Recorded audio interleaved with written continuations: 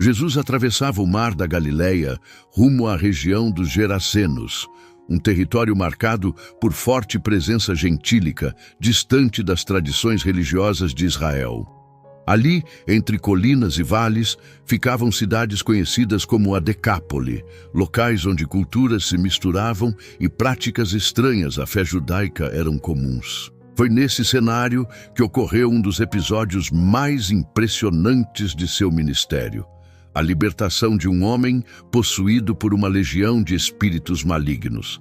Mas antes de continuarmos nossa história, se você ainda não adquiriu a sua Bíblia, este é o momento ideal para fazê-lo. Ler a palavra de Deus antes de dormir e ao acordar pela manhã traz proteção, fortalece a fé e ajuda a lidar com desafios na vida amorosa, financeira e até mesmo com as dificuldades que chegam com a idade. Quando você une fé no Senhor e conhecimento, nenhum mal consegue lhe atingir. No link da descrição deste vídeo e no comentário fixado, você pode adquirir sua Bíblia ainda hoje. Assim que Jesus desembarcou, foi imediatamente confrontado por uma figura perturbadora. Um homem vinha ao seu encontro, mas não era um encontro comum. Seu corpo estava marcado pelo abandono, sua mente devastada pela opressão espiritual. Ele já não usava roupas e vivia isolado da comunidade, habitando entre os túmulos, como se a morte fosse sua única companhia. Não havia casa que o abrigasse, nem laços sociais que o prendessem. O desespero havia se tornado sua morada. Esse homem era conhecido pelos habitantes da região. Muitos haviam tentado contê-lo com correntes e algemas, mas todas as tentativas foram em vão. Uma força descomunal, alimentada pelo domínio dos espíritos impuros, o fazia romper qualquer prisão física. Vagava pelos desertos e montanhas, ferindo-se com pedras afiadas, gritando noite e dia, incapaz de encontrar paz. Para os moradores, ele já não era visto como um semelhante, mas como alguém entregue às trevas, perigoso demais para viver entre os vivos. Quando seus olhos avistaram Jesus, algo extraordinário aconteceu. Aquele homem, dominado por vozes que não eram suas, correu até ele e caiu aos seus pés. De sua boca não saíram palavras de súplica pessoal, mas o clamor desesperado dos espíritos que o possuíam. Que tenho eu contigo, Jesus, Filho do Deus Altíssimo? Suplico-te que não me atormentes antes do tempo. Era um grito de medo, não do homem em si, mas das entidades malignas que habitavam dentro dele.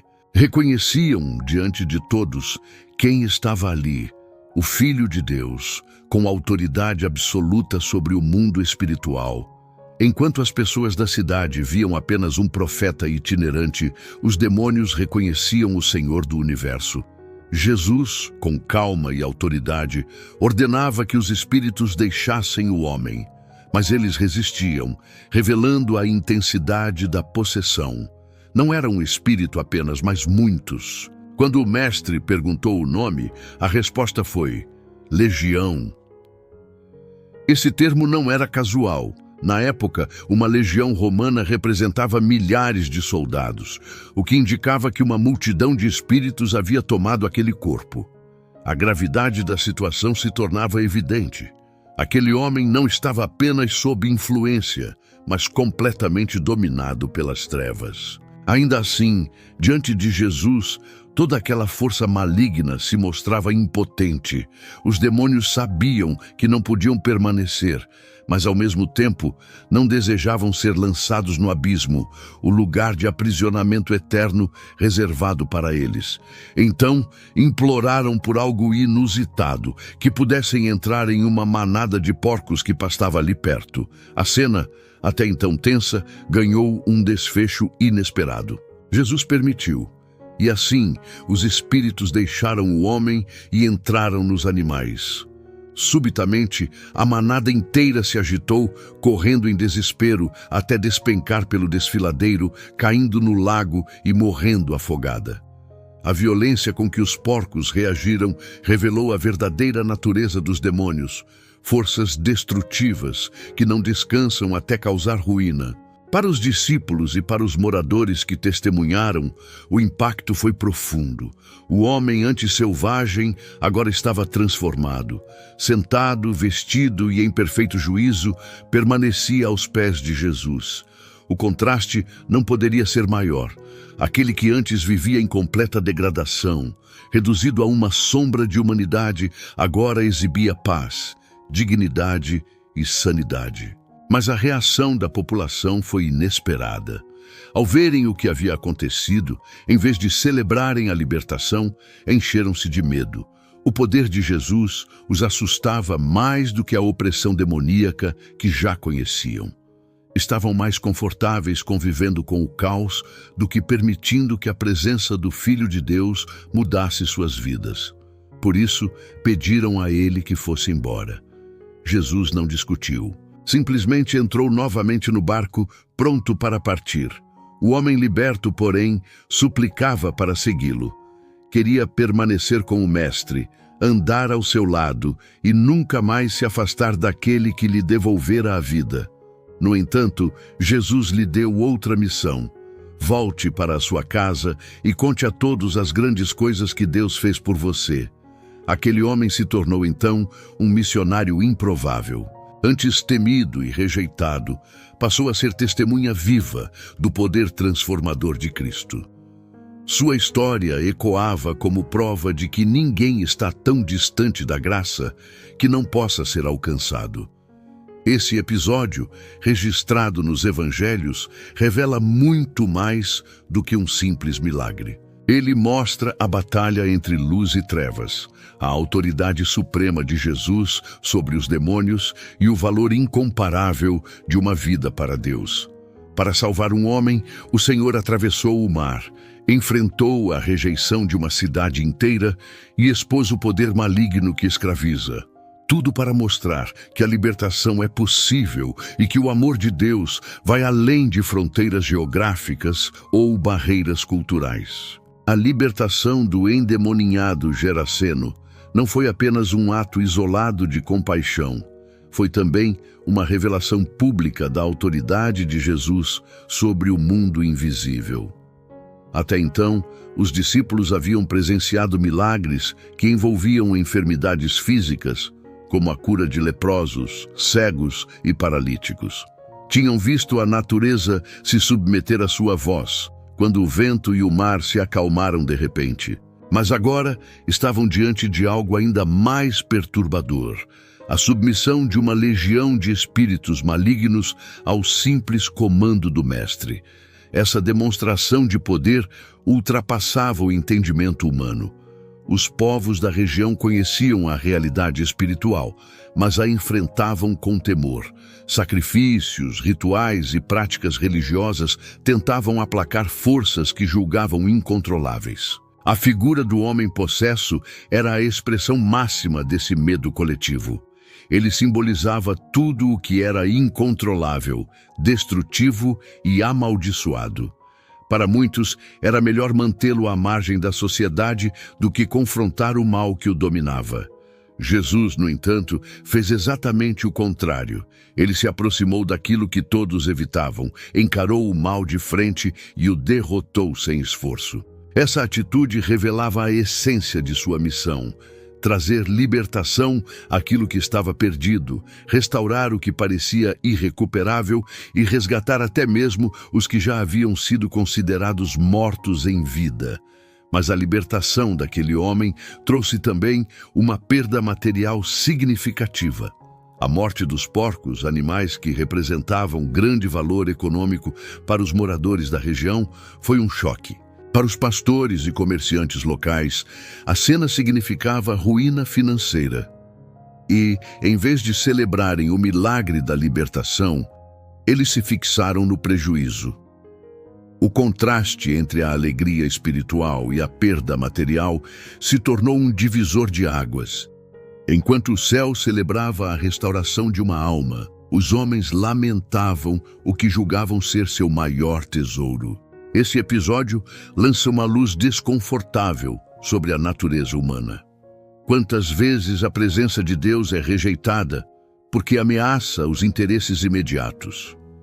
O povo da cidade temeu mais o poder de Jesus do que a destruição causada pelos demônios. Preferiram manter distância de aquele que poderia transformar suas vidas do que se abrir para uma mudança radical. A paz que antes não possuíam estava ao alcance de suas mãos, mas optaram por permanecer na velha ordem, mesmo que fosse marcada por sofrimento. Enquanto isso, o homem liberto vivia um contraste absoluto com a multidão. Ele, que antes não tinha voz nem lugar, agora desejava apenas estar com Jesus. Sua súplica para segui-lo mostrava gratidão e desejo de permanência. Mas a resposta do Mestre foi surpreendente. Em vez de aceitá-lo como discípulo itinerante, Jesus o enviou de volta à sua cidade. Sua missão era contar o que havia acontecido, testemunhar sobre o poder que o libertou e semear esperança em uma terra marcada pelo medo. Essa ordem continha um princípio profundo. Nem todos os que experimentam a transformação de Cristo são chamados a abandonar tudo e seguir fisicamente o Mestre. Muitos são chamados a permanecer em seus contextos, vivendo como testemunhas vivas da graça recebida. O homem liberto tornou-se um missionário em sua própria terra, alguém que podia falar com autoridade, pois sua vida era a prova incontestável do milagre. A narrativa também revela o caráter de Jesus em relação ao valor da vida humana. Para ele, a restauração de um homem valia mais do que toda uma manada de porcos. Essa perspectiva contrasta radicalmente com os cálculos humanos, que priorizam bens materiais acima da dignidade. Jesus mostrou que a alma de uma pessoa é preciosa demais para ser comparada a riquezas ou propriedades. Os discípulos, observando tudo, certamente ficaram impactados. Eles haviam atravessado o mar em meio a uma tempestade que quase os matou, apenas para que Jesus libertasse um homem. Essa escolha parecia desproporcional à primeira vista, mas revelava o coração do Mestre. Para ele, uma única vida tinha valor eterno. E para resgatar essa vida, não havia distância, tempestade ou rejeição que o fizesse desistir. O episódio na região dos Gerazenos se tornou um prenúncio da missão mais ampla de Jesus: levar a salvação a todos os povos, inclusive aos gentios. O fato de o homem liberto ser enviado a proclamar a mensagem em uma terra não judaica antecipava o alcance universal do Evangelho. Ele seria a primeira voz missionária da Decápole, anunciando que o Deus de Israel havia vindo para todos. Por trás de cada detalhe da narrativa, há um convite à reflexão. A cidade rejeitou Jesus porque temeu perder mais do que já havia perdido. O homem liberto, em contraste, abraçou sua nova vida e se tornou portador de esperança. Os discípulos aprenderam que seguir o Mestre significa valorizar as pessoas acima de qualquer recurso material. E nós, leitores, somos confrontados com a mesma escolha: permanecer confortáveis com a presença do mal, ou permitir que a autoridade de Cristo transforme radicalmente nossa realidade. O Evangelho de Marcos nos transporta para um dos encontros mais impressionantes do ministério de Jesus. Ao atravessar o mar e chegar à região dos Gerazenos, ele encontra um homem cuja vida havia sido completamente dominada pelas trevas. A cena é descrita de forma tão vívida que conseguimos sentir o peso da opressão que pairava sobre aquele indivíduo.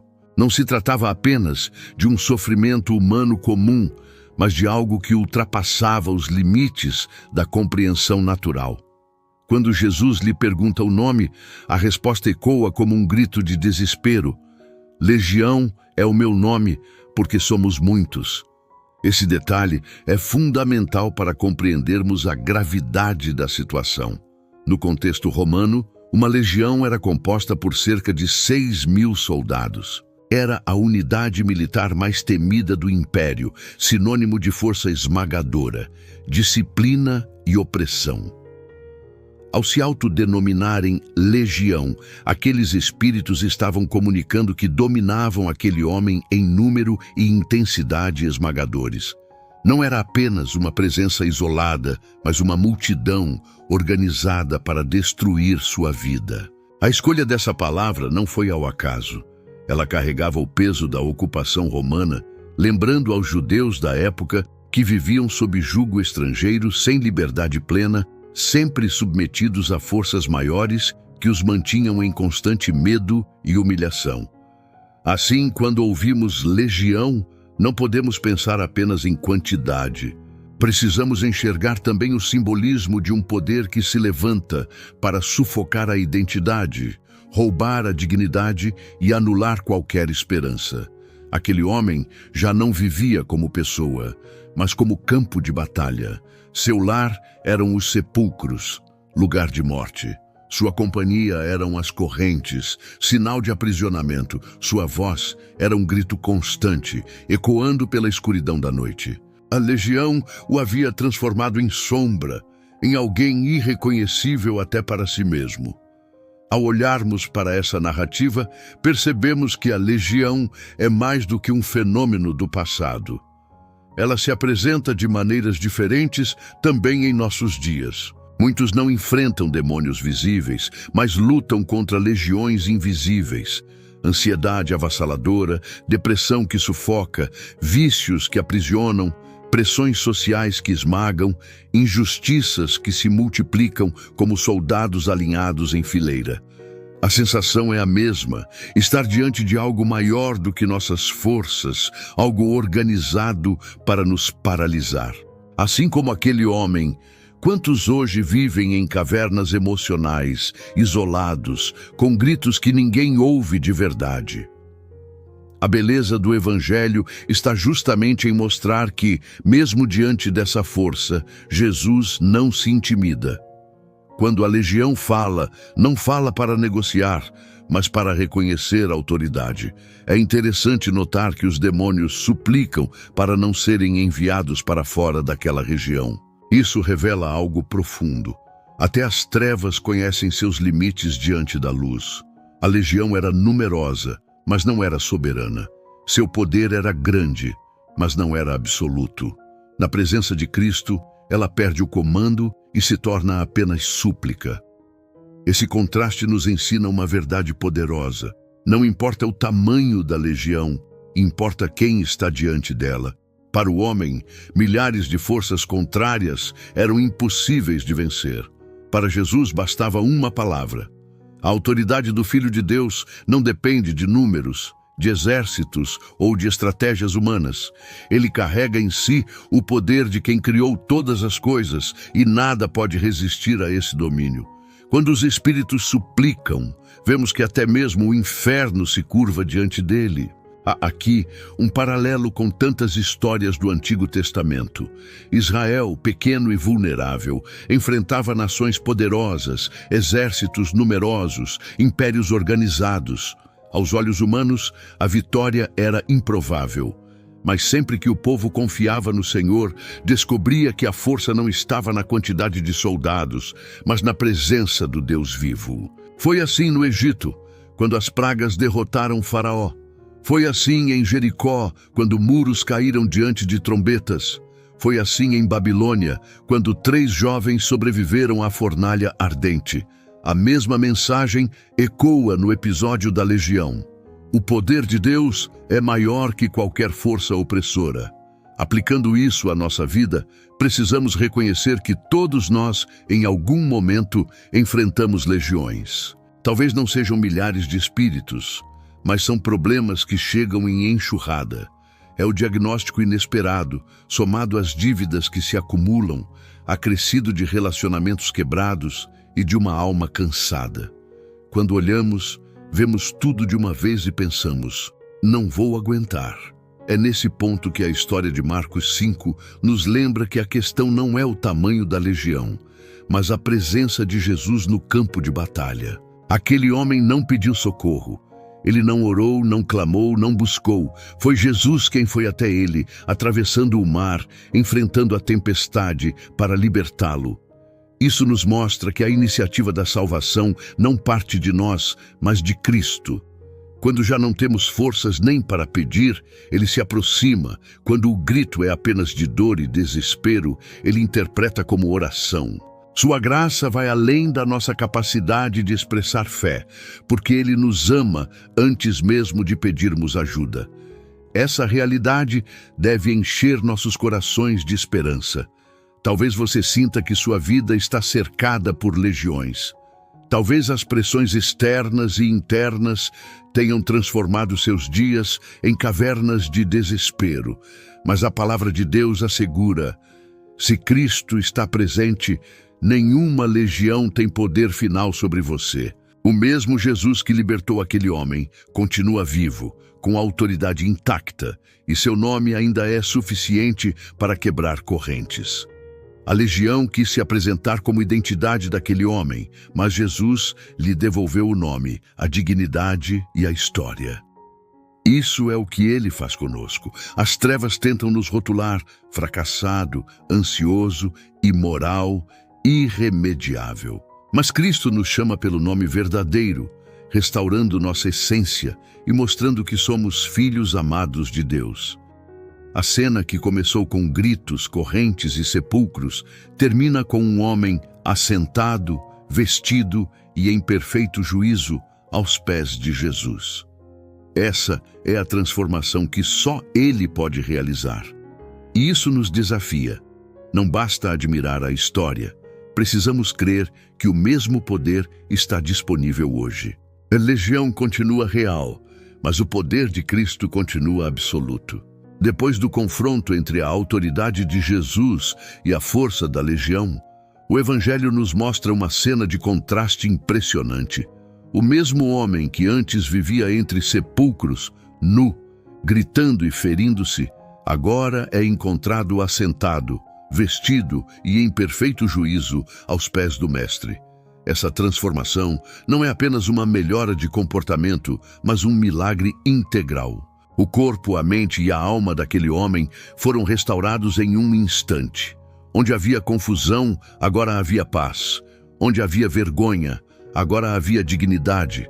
Onde havia gritos de desespero, agora havia silêncio de reverência.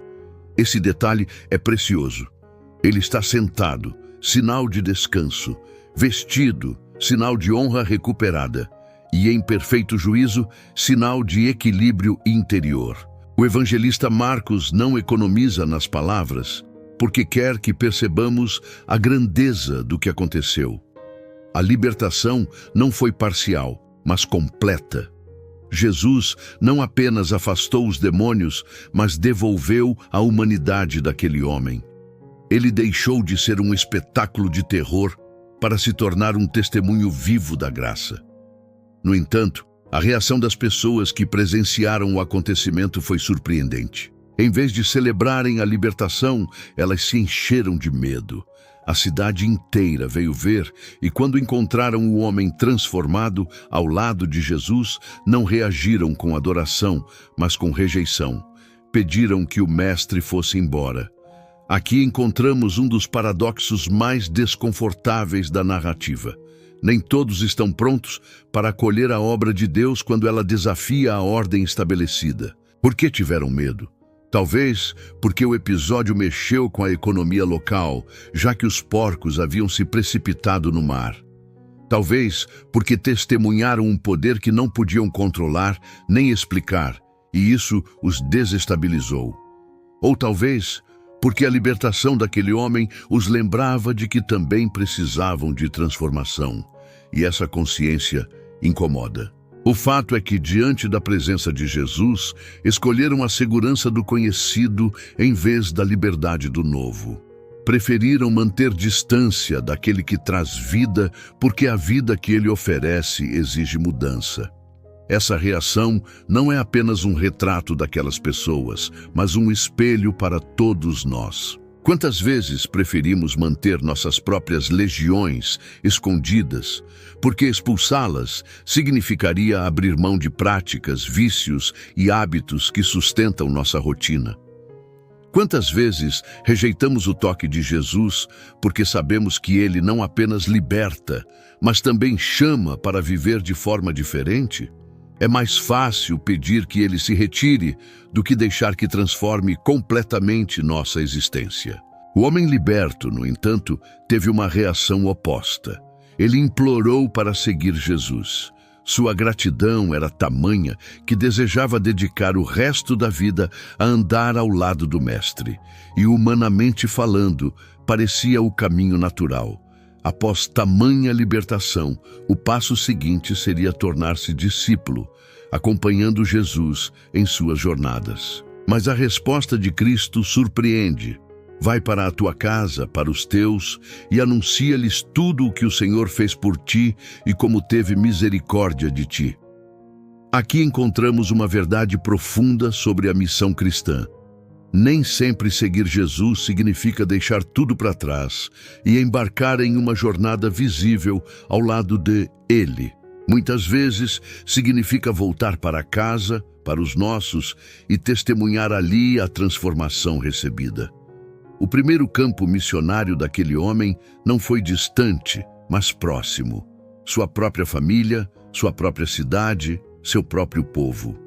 Isso nos mostra que o Evangelho não é apenas uma mensagem para terras distantes, mas uma realidade para dentro das nossas casas. O testemunho mais poderoso que podemos oferecer é o da vida transformada. Não precisamos de títulos, púlpitos ou viagens internacionais para anunciar a graça. Precisamos apenas de uma história real com Cristo e disposição para compartilhá-la com aqueles que nos conhecem de perto. O homem, obedecendo a ordem de Jesus, percorreu a região de Decápolis, um conjunto de 10 cidades, proclamando o que havia acontecido. Seu testemunho se espalhou e todos se admiravam. Isso é significativo porque mostra que uma vida restaurada pode impactar muito mais do que imaginamos. Aquele que antes era evitado, temido e rejeitado, agora se torna mensageiro da esperança. Onde havia medo, agora havia anúncio. Onde havia isolamento, agora havia missão. Esse episódio também nos ensina que Jesus não desperdiça nenhuma história. O sofrimento daquele homem, embora cruel, foi transformado em plataforma para a glória de Deus. Sua dor se converteu em mensagem, sua vergonha em testemunho, sua prisão em liberdade para outros. Assim também acontece conosco. O que hoje parece derrota pode se tornar, nas mãos do Senhor, ferramenta para a edificação de muitos. É interessante perceber ainda que, ao pedir para seguir Jesus, aquele homem buscava segurança, mas Cristo o envia para a vulnerabilidade de testemunhar.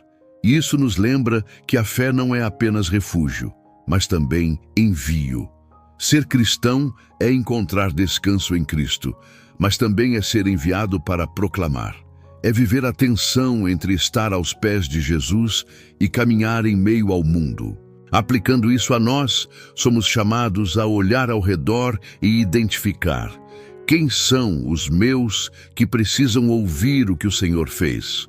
Muitas vezes queremos pregar longe, mas negligenciamos os mais próximos. O convite de Jesus é claro: volte para a sua casa, para os seus amigos, para o seu círculo de convivência e conte o que ele já realizou. Não precisamos de grandes discursos, apenas de autenticidade. As pessoas podem contestar argumentos, mas não podem negar uma vida transformada. Por fim, a cena nos deixa uma mensagem dupla. Primeiro, que Cristo tem poder absoluto para libertar, independentemente do tamanho da legião.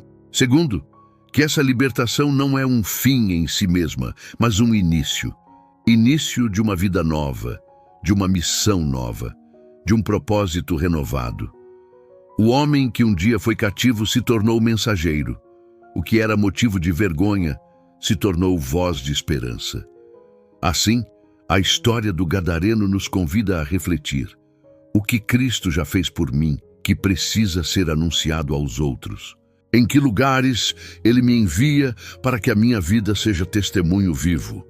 A verdadeira libertação não nos chama apenas para descansar, mas também para caminhar e proclamar.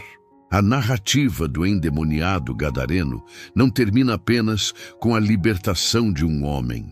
Ela aponta para algo muito maior: o triunfo de Cristo sobre todas as forças que aprisionam a humanidade. Cada detalhe da história carrega um simbolismo que nos convida a enxergar além do imediato. Quando os demônios se identificaram como legião, estavam revelando não apenas a quantidade de espíritos malignos, mas também o espírito de opressão que dominava aquela região.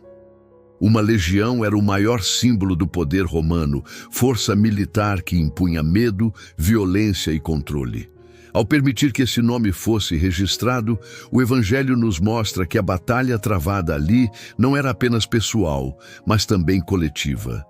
Jesus não libertava apenas um indivíduo, mas demonstrava que sua autoridade superava o poder dos impérios e das trevas. O destino dos porcos reforça essa mensagem. Ao se lançarem no mar, lembramos das antigas narrativas bíblicas em que Deus destruiu os inimigos de Israel através das águas, como no caso do Faraó e seu exército no Mar Vermelho. Mais uma vez, vemos que nada consegue resistir ao poder do Senhor. O mar, símbolo do caos e da morte, se torna o lugar onde a legião é vencida. Jesus mostra que não há opressão que permaneça de pé diante de sua palavra. Mas, paradoxalmente, o povo daquela região pediu que ele fosse embora. Esse pedido ecoa em muitas épocas e lugares. Quando o poder de Cristo ameaça nossas estruturas, preferimos afastá-lo. Aqueles homens perderam seus porcos, mas, mais do que isso, sentiram que perderiam o controle de suas vidas se permitissem que Jesus ficasse. É mais fácil rejeitar o Salvador do que abrir mão do que nos prende. E assim, o Filho de Deus, que veio trazer libertação, foi expulso por aqueles que se apegavam mais ao lucro do que à vida. No entanto, o testemunho daquele homem liberto não pôde ser calado. Ele se tornou missionário na própria terra, anunciando em Decápolis tudo o que o Senhor havia feito, e todos se admiravam. Aqui temos um contraste poderoso. Enquanto os líderes rejeitam, o simples testemunho conquista corações. A palavra de Deus não volta vazia. Mesmo quando uns fecham as portas, outros se abrem diante da evidência de uma vida transformada. Essa dinâmica permanece atual. Em muitas partes do mundo, Cristo ainda é rejeitado, seja pela dureza dos corações, seja pelos interesses econômicos, políticos ou sociais que temem ser abalados. Mas, ao mesmo tempo, vidas transformadas continuam sendo a maior prova da realidade do Evangelho. Nenhum argumento humano consegue apagar o impacto de alguém que foi liberto das trevas e hoje caminha na luz. O episódio também nos ensina sobre o caráter de Jesus. Ele atravessou o mar apenas para encontrar aquele homem. Depois de libertá-lo, voltou para a outra margem. Isso nos mostra que, para Cristo, uma única vida tem valor eterno. Ele não mede esforços, não calcula custos, não se intimida diante de tempestades ou legiões. O amor do Senhor é pessoal, direcionado, inegociável. Se fosse apenas para salvar aquele homem, a travessia já teria valido a pena. Esse amor nos alcança também. Quantas vezes nos sentimos como o gadareno, presos em sepulcros espirituais, feridos por dentro, isolados pela vergonha ou pelo medo? Quantas vezes experimentamos correntes invisíveis que nos prendem a pecados, vícios ou dores? Mas o mesmo Cristo que libertou aquele homem continua atravessando mares para nos encontrar. Ele não tem medo das nossas trevas, não se assusta com as nossas feridas, não se afasta dos nossos gritos. Ele entra em nosso território mais sombrio para trazer luz, paz e restauração. Ao mesmo tempo, a reação do povo nos alerta. Podemos escolher ser como o homem liberto que se rendeu ao Mestre, ou como a multidão que o expulsou. A presença de Jesus nunca deixa as coisas como estão. Ou aceitamos sua transformação, ou preferimos que ele se vá. Não há neutralidade diante do Cristo vivo. A missão confiada ao homem liberto também é nossa. Somos chamados a voltar para os nossos e anunciar o que o Senhor fez por nós. A evangelização não começa em púlpitos ou grandes arenas, mas em lares, famílias, vizinhanças. O Evangelho é mais convincente quando visto em vidas comuns que foram extraordinariamente transformadas. O mundo não precisa apenas de discursos, mas de testemunhos vivos. Esse chamado se conecta com a esperança final revelada no Apocalipse, também escrito por outro discípulo profundamente marcado pela experiência de Cristo, João. Lá, vemos que o Cordeiro vence todas as legiões do mal, derrota a Babilônia, julga as nações e estabelece a Nova Jerusalém.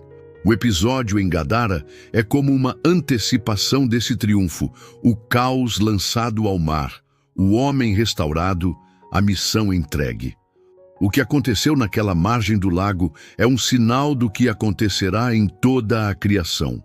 Por isso, a mensagem dessa história não é apenas sobre o passado, é uma profecia viva para o presente e para o futuro.